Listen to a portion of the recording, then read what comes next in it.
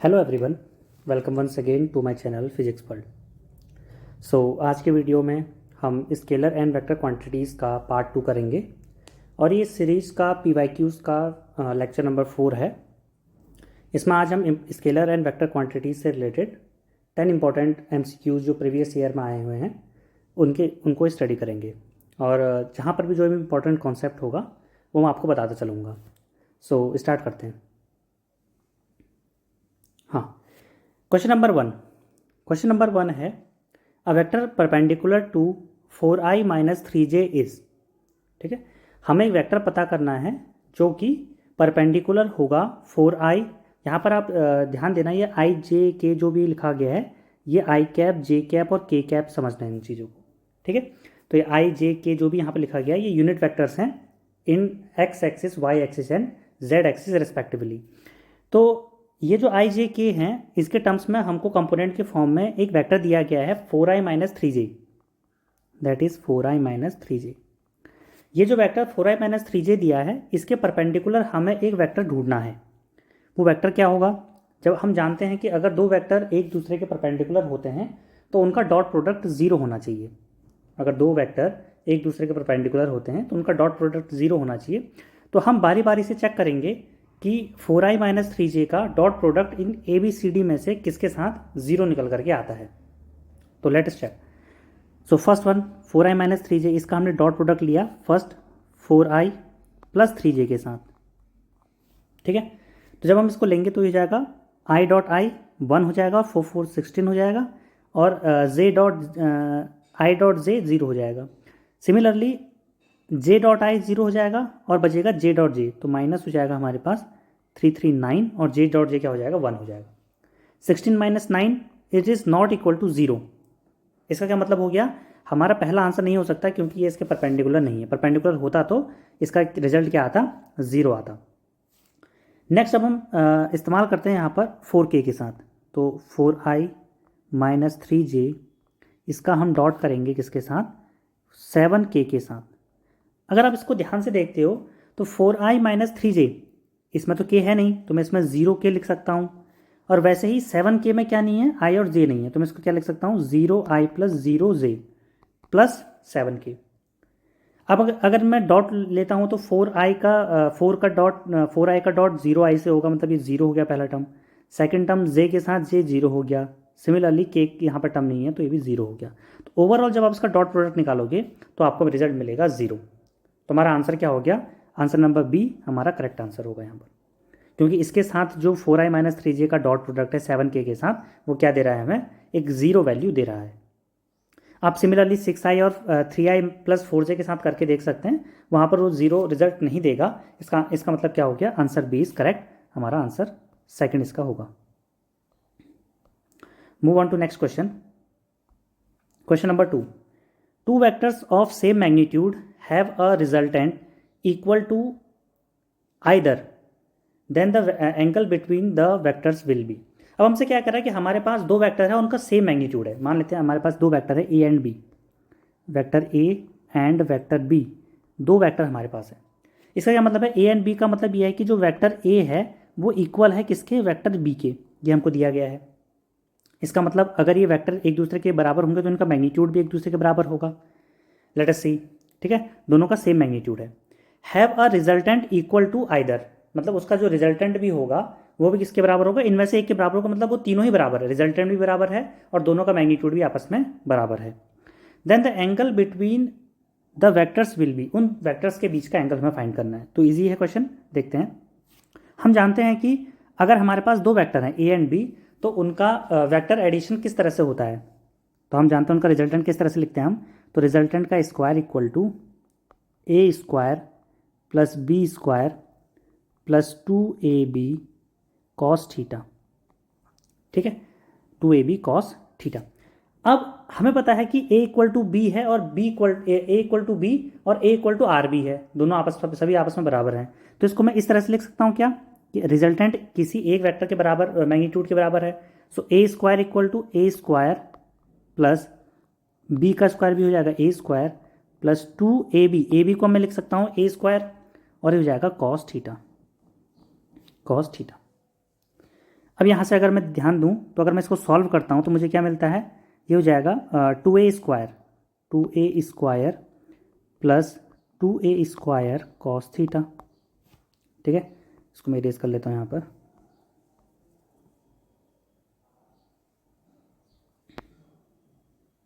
ठीक है, अब हम यहाँ पर आगे बढ़ते हैं। तो अगर हमारे पास हो जाएगा a² इक्वल टू 2a² हमने कॉमन ले लिया और आगे क्या होगा 1 प्लस कॉस थीटा। तो हमारे पे क्या हो जाएगा, a² से a² कैंसिल हो गया। तो अगर मैं इसको देखूँ यहाँ पर तो हो जाएगा 1/2 equal to 1 plus cos theta. ये वैल्यू होगी हमारे पास 1/2 equal to 1 plus cos theta. तो यहाँ पर अगर मैं कॉस थीटा की वैल्यू निकालूँ तो कॉस थीटा की वैल्यू क्या आ जाएगी -1/2। इस 1 को आप लेफ्ट हैंड साइड ले जाइए तो क्या हो जाएगा 1/2 - 1 दैट इज़ -1/2। इसका मतलब थीटा की कौन सी वैल्यू -1/2 पर आती है, तो ऑप्शन में अगर हम देखेंगे तो 30 नहीं हो सकता, 60 भी नहीं हो सकता, 120 इज द रिजल्ट। क्योंकि हम जानते हैं सेकंड क्वाड्रेंट में कॉस क्या होता है, निगेटिव होता है। तो सेकंड क्वाड्रेंट में कॉस निगेटिव होता है, तो कॉस की कौन सी वैल्यू पर ये वैल्यू आती है, तो theta equal to 120। Theta equal to 120 पर हमको क्या देगा, ये निगेटिव रिजल्ट देगा यहाँ पर। तो आंसर नंबर डी हमारा करेक्ट हो जाता है कि कॉस थीटा की वैल्यू -1/2 कब होगी, जब थीटा इक्वल टू 120 डिग्री होगा। आई होप ये क्लियर हो रहा होगा। Move on to next question.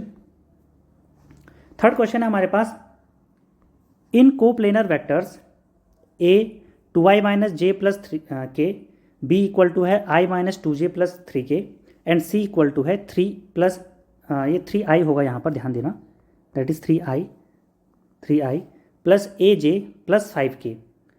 The value of unknown a in c vector will be. तो तीन वेक्टर हमको गिवन है और तीनों कहा गया कि ये तीनों को प्लेनर हैं। इसका मतलब क्या है, एक ही प्लेन में लाई करते हैं। मतलब ये a वेक्टर है, ये b वेक्टर है, ये c वेक्टर है, तो तीनों ही एक ही प्लेन में लाई करते हैं। तो अगर ये तीनों ही एक ही प्लेन में लाई करते हैं तो इसका मतलब क्या होगा कि कहीं ना कहीं जो मैंने आपको कल लास्ट क्लास में एक रिजल्ट पढ़ाया था, कोप्लेनरिटी की कंडीशन पढ़ाई थी, उस कोप्लेनरिटी कंडीशन को हम इस्तेमाल करेंगे।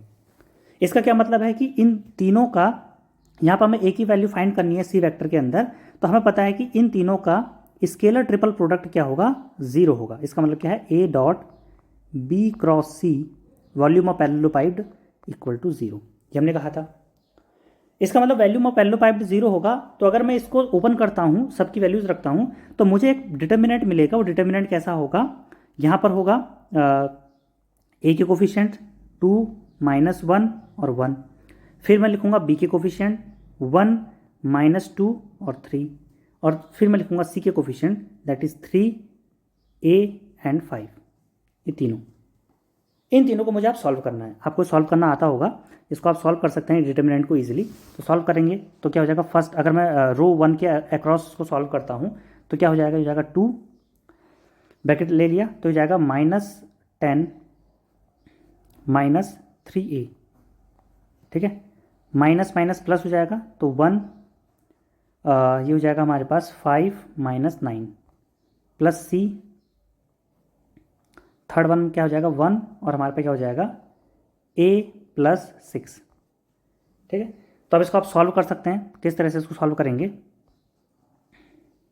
और इसकी वैल्यू क्या होनी चाहिए, 0 होनी चाहिए। तीनों को कोप्लेनर बताया गया है, तो इसकी वैल्यू क्या हो, किसके बराबर होनी चाहिए, 0 के इक्वल होनी चाहिए। तो इसको अगर मैं ओपन करता हूँ हो जाएगा -20 -6a माइनस, यहाँ पर माइनस होगा 4 + a + 6 इक्वल टू 0। ये बात का ध्यान रखना है, इक्वल टू 0 कोप्लेनर है। तो इसका मतलब क्या होगा, इसका डिटर्मिनेंट जो बनेगा कोफिशिएंट्स का वो 0 के बराबर होगा। ये मैंने लास्ट क्लास में बताया था। तो अगर आप इसको सॉल्व करते हो तो क्या आएगा -5a, और ये क्या हो जाएगा -6 4 10, इसकी वैल्यू 3 2 6 6 और 4 10, ये माइनस है। अच्छा, तो ये हो जाएगा हमारे पास 18 -18।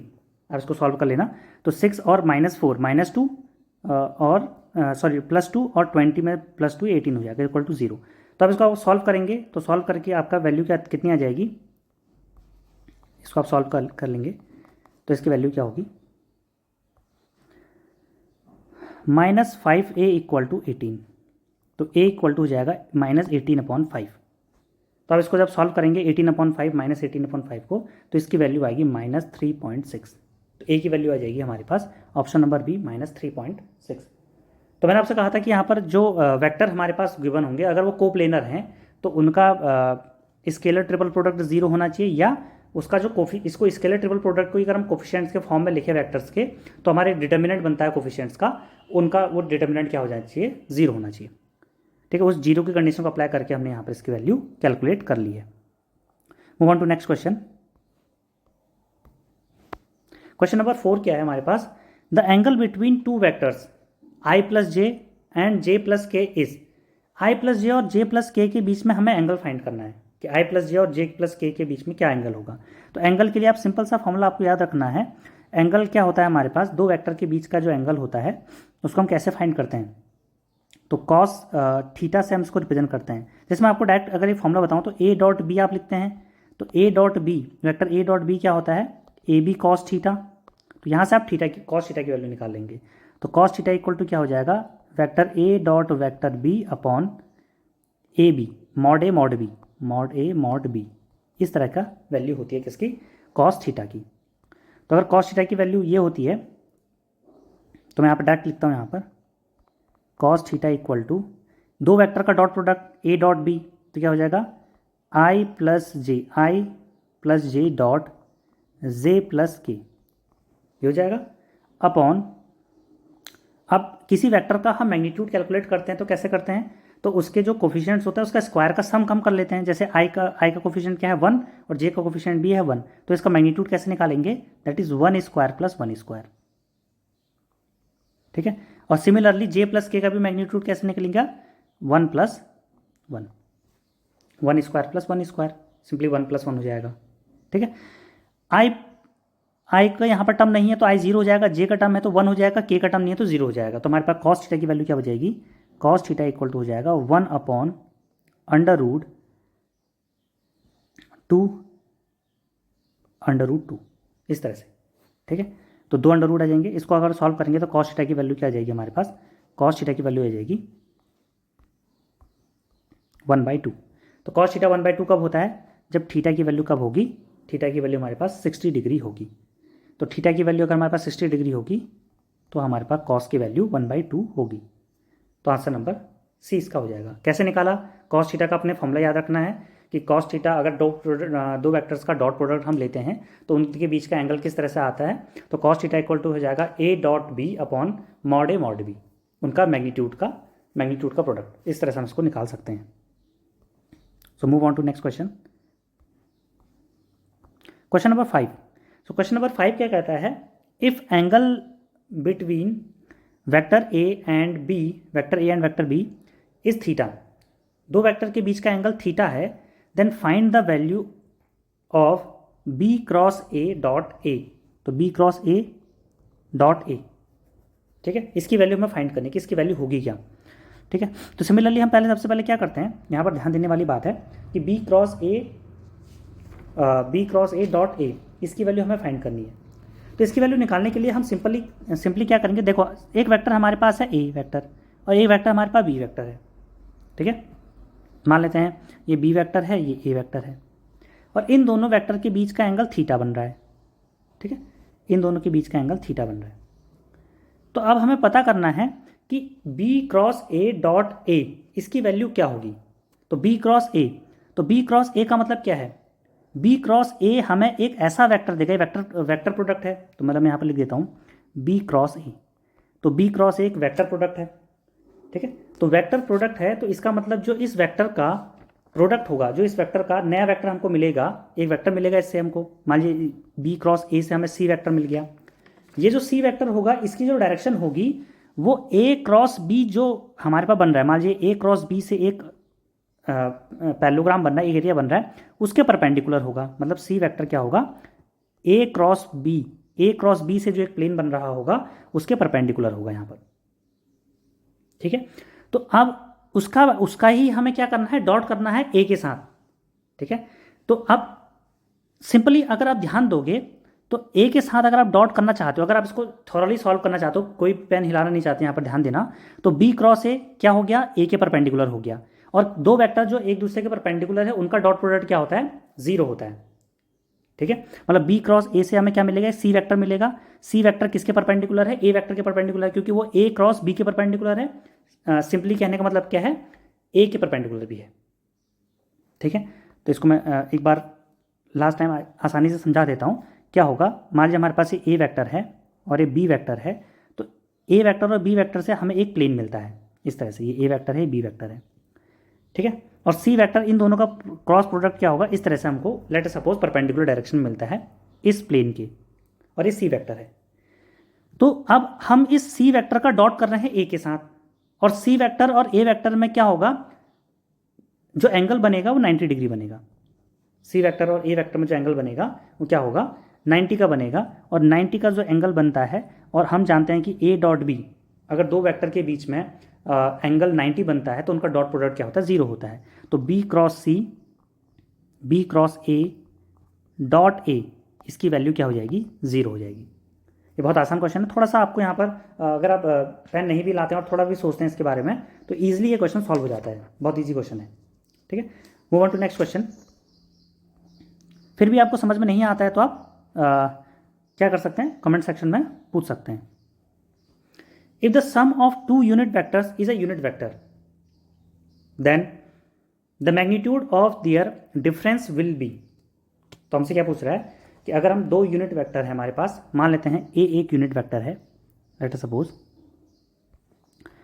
सपोज ए एक यूनिट वेक्टर है और बी एक यूनिट वेक्टर है। ठीक है, और ए और बी को जब हम जोड़ते हैं, ऐड करते हैं, सम करते हैं, तो हमको एक नया वेक्टर मिलता है सी वेक्टर, वो भी क्या है, एक यूनिट वेक्टर है। ठीक है, then the magnitude of their difference will be.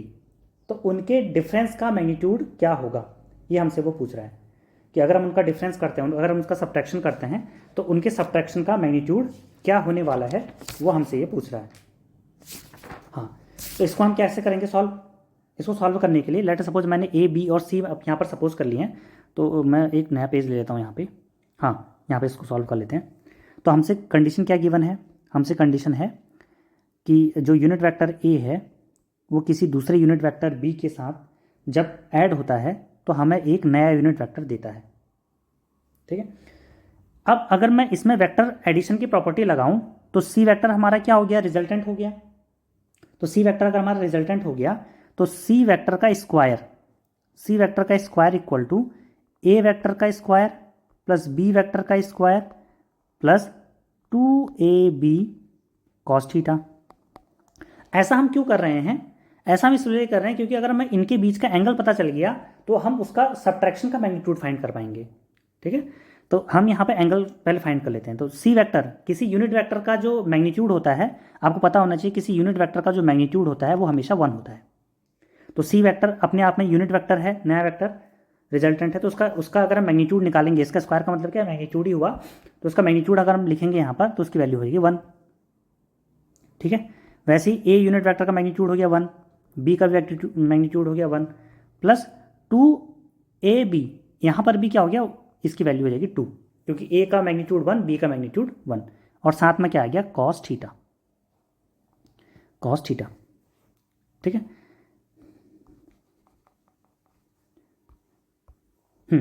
तो इसको अगर हम देखें यहाँ पर तो हमको क्या मिल जाएगा, 1 इक्वल टू ये हो जाएगा 2 + 2 कॉस थीटा। ठीक है, 2 + 2 कॉस थीटा। अगर हम कॉस थीटा की वैल्यू यहाँ पर निकालें तो कितना, अगर मैं 2 कॉमन ले लेता हूँ यहाँ पर तो जाएगा 1 इक्वल टू 2 कॉमन ले लिया 1 + कॉस थीटा। ठीक है, इसको मैं थोड़ा सॉल्व कर लेता हूँ।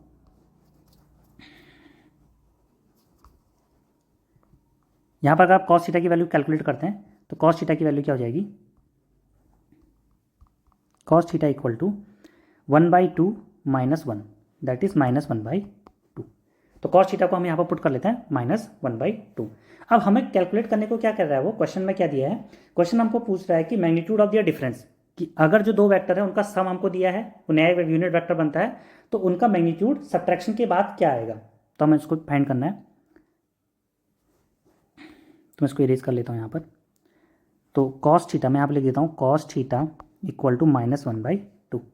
अब हमसे पूछ रहा है कि अगर दोनों यूनिट वेक्टर को मैं सब्ट्रैक्ट करता हूँ, ये दोनों यूनिट वेक्टर मैंने सब्ट्रैक्ट कर लिया, इसका हमें मैग्नीट्यूड फाइंड करना है। तो दो यूनिट वेक्टर का मैग्नीट्यूड किस तरह से हम लिखते हैं? अगर मुझे इसका मैग्नीट्यूड फाइंड करना है तो सिंपली हम क्या करेंगे, वही करेंगे। इसका मैग्नीट्यूड फाइंड करने के लिए हम क्या करेंगे, under root of A square, A unit square B square plus, sorry यहाँ पर प्लस नहीं आएगा, क्या आएगा, माइनस आएगा, यहाँ पर आ जाएगा minus 2a unit vector b unit vector cos theta. ठीक है, अब कॉस थीटा की वैल्यू हमें पता है तो इसको हम पुट कर देते हैं। तो ए स्क्वायर हो जाएगा 1, बी स्क्वायर भी हो जाएगा 1, -2ab, ए बी का यूनिट वेक्टर का मैग्नीट्यूड भी 1 हो जाएगा, तो -2 × 1/2, और ये 1/2 क्या है, माइनस में है। ठीक है, 2 से 2 कैंसिल हो गया, तो ये जाएगा 1 + 1 + 1, तो ये जाएगा हमारे पास फाइनली आंसर √3। तो इसकी वैल्यू आ जाएगी √3। तो इसका जो मैग्नीट्यूड होगा उसका सब्ट्रैक्शन अगर हम करेंगे यूनिट वेक्टर का, तो हमें क्या मिल रहा है यहाँ पर, √3 मिल रहा है। तो अगर हम मूव करें अपने क्वेश्चन पे, हाँ, तो क्वेश्चन की वैल्यू क्या हो जाएगी यहाँ पर, आंसर क्या हो जाएगा, ऑप्शन नंबर ए √3। ठीक है, थोड़ा क्वेश्चन ट्रिकी था, आपको थोड़ा समझना है इसके बारे में। पहले आप a + b से उसकी मदद से क्या करेंगे, ट्रायंगल लॉ अप्लाई करके वहाँ पर उसका रिजल्टेंट की मदद से कॉस थीटा की वैल्यू फाइंड करेंगे, और फिर a - b का मॉड्यूलस कैलकुलेट कर लेंगे, a - b का मैग्नीट्यूड कैलकुलेट कर लेंगे। Move on to next question. So question number 7 हमारे पास है। क्वेश्चन नंबर 7 है, a force of 5 newton acts on a particle along a direction making an angle of 60 degree with vertical, its vertical component b। मैं पहले आपको थोड़ा सा यहाँ पर वेक्टर का रिजोल्यूशन बता देता हूँ। मान लेते हैं हमारे पास एक वेक्टर है ये a वेक्टर, ठीक है, a वेक्टर है, और इस a वेक्टर को जब मैं रिजॉल्व करता हूँ, इसके दो पार्ट करता हूँ, तो मान लेते हैं ये है x एक्सिस और ये है y एक्सिस। ठीक है, और ये जो हमारा वेक्टर a है वो x एक्सिस के साथ थीटा एंगल क्रिएट करता है। तो उस समय पर जो ये a वेक्टर है उसका x एक्सिस की डायरेक्शन में कितना कंपोनेंट होगा, तो उसको हम कहते हैं, वो जो कंपोनेंट होगा, यहाँ पर हम एक प्रोजेक्शन डालेंगे, परपेंडिकुलर डालेंगे, तो वो वेक्टर होगा हमारा ये। So this is the component of a vector along x axis. तो इसको हम लिखते हैं a cos थीटा। ठीक है, और दूसरा जो कंपोनेंट होगा इसके परपेंडिकुलर डायरेक्शन में, y एक्सिस के डायरेक्शन में होगा, तो दूसरा जो कंपोनेंट होगा वो यहाँ का होगा। अगर हम इस a वेक्टर का परपेंडिकुलर y डायरेक्शन में डालें, प्रोजेक्शन y डायरेक्शन में डालें, तो y एक्सिस में इसका जो वैल्यू होगा कंपोनेंट की, वो क्या होगी, a sin थीटा। ये आपको पता होनी चाहिए, वैसे आपको पता होगा, लेकिन फिर भी यहाँ पर इस कॉन्सेप्ट को समझने के लिए, इस क्वेश्चन को समझने के लिए हमें ये पता होना चाहिए कि थीटा के साथ लगने वाला जो कंपोनेंट होता है हमेशा किसी वेक्टर का, वो हमेशा उसका कॉस कंपोनेंट होता है, कोसाइन कंपोनेंट होता है, और उसके अलावा जो दूसरा कंपोनेंट होता है वो साइन कंपोनेंट होता है। तो अब इसको क्वेश्चन को सॉल्व करते हैं। क्वेश्चन हमारे पास क्या है, a force of 5 Newton, 5 Newton का एक फोर्स है on a particle along a direction making an angle 60 degree with vertical. तो मान लेते हैं हम एक x एक्सिस और y एक्सिस बना लेते हैं इस तरह से। ठीक है, x एक्सिस और y एक्सिस के साथ, मान लीजिए y एक्सिस है और ये x एक्सिस है, इस y एक्सिस को हम वर्टिकल एक्सिस कह देते हैं और x एक्सिस को हम हॉरिजॉन्टल एक्सिस बोल देते हैं। ठीक है, ओरिजिन हो गया हमारे पास। और एक फोर्स एक पार्टिकल के ऊपर एक्ट कर रहा है जो कि 60 डिग्री बना रहा है, किसके साथ, वर्टिकल डायरेक्शन में। तो मान लेते हैं ये क्या है, ये 60 डिग्री बना रहा है वर्टिकल एक्सिस। ये फोर्स क्या है, ये 5 न्यूटन का फोर्स है, 5 न्यूटन का फोर्स हमारे पास है। इसका मैग्नीट्यूड कितना है, 5 न्यूटन है। तो ये जो वेक्टर हमारे पास हमको गिवन है, हमसे पूछ रहा है its vertical component B. Vertical component कैसे निकालेंगे, इसका परपेंडिकुलर डालेंगे हम y एक्सिस के ऊपर, और जैसे ही हमने परपेंडिकुलर एक्सिस y एक्सिस के ऊपर डाला, परपेंडिकुलर y एक्सिस के ऊपर डाला, तो इस फोर्स का जो कंपोनेंट हमें y एक्सिस में मिलेगा वो हमको मिलेगा f cos थीटा की sin थीटा। तो ध्यान देना, एंगल के साथ लगने वाला हमेशा cos थीटा होता है, तो भले ही वो वर्टिकल के साथ लगे, भले ही वो हॉरिजॉन्टल के साथ लगे। अब अभी मैंने आपको बताया था कि वो x एक्सिस के साथ एंगल बना रहा था, तो वो x एक्सिस के साथ cos थीटा कंपोनेंट था, y एक्सिस के साथ sin थीटा कंपोनेंट था। अभी हमको एंगल गिवन है y एक्सिस के साथ, तो जो y एक्सिस के साथ कंपोनेंट होगा वो cos कंपोनेंट होगा। तो हमको y एक्सिस के साथ कंपोनेंट कैलकुलेट करना है, तो y एक्सिस का जो कंपोनेंट होगा that is f cos theta. ठीक है, तो एफ की वैल्यू क्या है, एफ हमारा एक मैग्नीट्यूड है, एफ की वैल्यू है 5 और थीटा कितना है 60, तो कॉस 60 डिग्री। तो कॉस 60 की वैल्यू क्या हो जाएगी, कॉस 60 की वैल्यू हमारे पास हो जाएगी 5 इंटू 1/2। कॉस 60 वैल्यू क्या होती है 1/2 और इसकी वैल्यू आ जाएगी 2.5। तो इसका जो कंपोनेंट होगा y एक्सिस में वो कितना हो जाएगा 2.5 इसकी वैल्यू हो जाएगी। तो answer number B is correct, 2.5 newton. Hope आपको क्वेश्चन समझ में आ गया होगा, इसके रिगार्डिंग जो भी कॉन्सेप्ट था मैंने आपको वो बता दिया है। ठीक है, move on to next question, question number 8।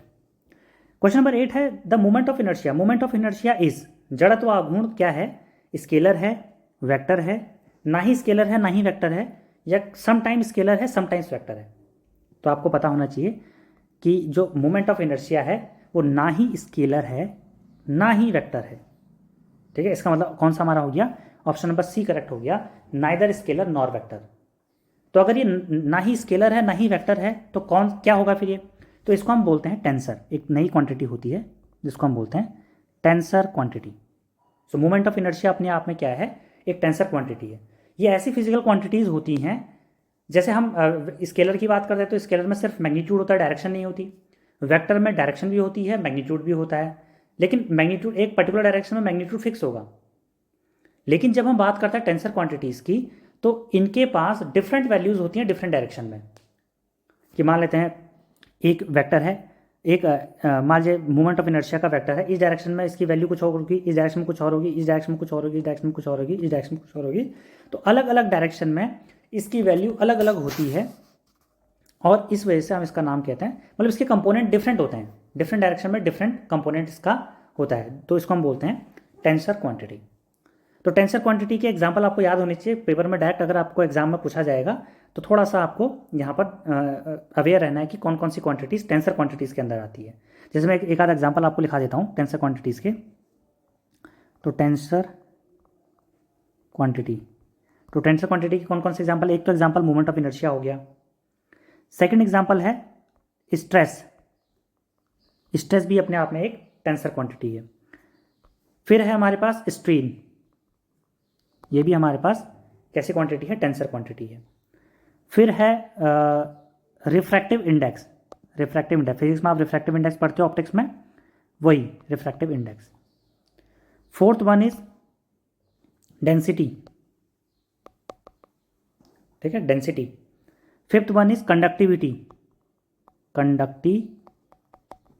तो इसके कुछ एग्जांपल हैं और एग्जांपल आप फाइंड कर सकते हैं, गूगल कर सकते हैं, तो वहाँ से आप क्या कर सकते हैं और एग्जांपल इसके ढूंढ सकते हैं। लेकिन ये एग्जांपल आपको याद ही होनी चाहिए। जैसे पूछ लिया कि स्ट्रेस की कौन सी क्वांटिटी है, तो याद होना चाहिए स्ट्रेस एक टेंसर क्वांटिटी है। Stress, strain, refractive index, density, conductivity, ये कुछ एग्जाम्पल मैंने आपको दे दिए हैं। इसके अलावा भी आप क्या कर सकते हैं और भी इसके एग्जाम्पल फाइंड कर सकते हैं। Move on to second last question. Question है if a vector A and vector b represents the adjacent sides of parallelogram having area AB by 2, then the angle between vector A and vector B। बहुत आसान question है लेकिन थोड़ा सा आपको इसमें कुछ चीज़ें याद रहनी चाहिए। जैसे दो वेक्टर हैं, वो क्या बना रही है, एक पैरेललोग्राम बना रही है इस तरह से, एडजेसेंट साइड है पैरेललोग्राम की। तो ए वेक्टर मान लेते हैं ये है, बी वेक्टर ये है, और इससे क्या बन रहा है हमारे पास, एक पैरेललोग्राम यहाँ पे इस तरह से क्रिएट हो रहा है। ठीक है, और कोई भी दो वेक्टर अगर एक पैरेललोग्राम क्रिएट करते हैं तो उसका जो एरिया होता है, पैरेललोग्राम का एरिया होता है, वो हम किस तरह से लिखते हैं, तो एरिया ऑफ पैरेललोग्राम बराबर, अगर हमें वेक्टर के फॉर्म में दिया गया हो तो वो होता है हमारे पास मॉड ए क्रॉस बी, मतलब cross product of A B का मॉडुलस, उसका मैग्नीट्यूड। तो magnitude of A and B, A cross B, तो वो हमको क्या देगा, एरिया ऑफ पैरेललोग्राम देगा। ये कब है, जब ए और बी क्या होंगे, उसके साइड्स होंगे उस पैरेललोग्राम के।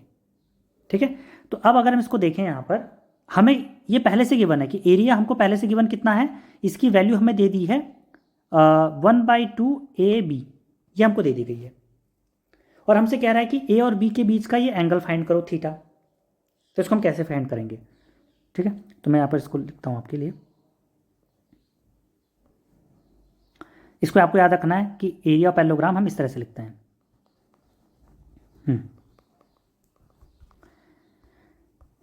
तो एरिया ऑफ पैरेललोग्राम किस तरह से लिखते हैं, that is A cross B, ठीक है। तो इसका मैग्नीट्यूड, और आपको पता है फिजिक्स में हम A क्रॉस B दो वेक्टर्स का जो स्केलर वेक्टर प्रोडक्ट होता है, दो वेक्टर का वेक्टर प्रोडक्ट, ठीक है, वो कैसे हम लिखते हैं, वो हम लिखते हैं AB साइन थीटा।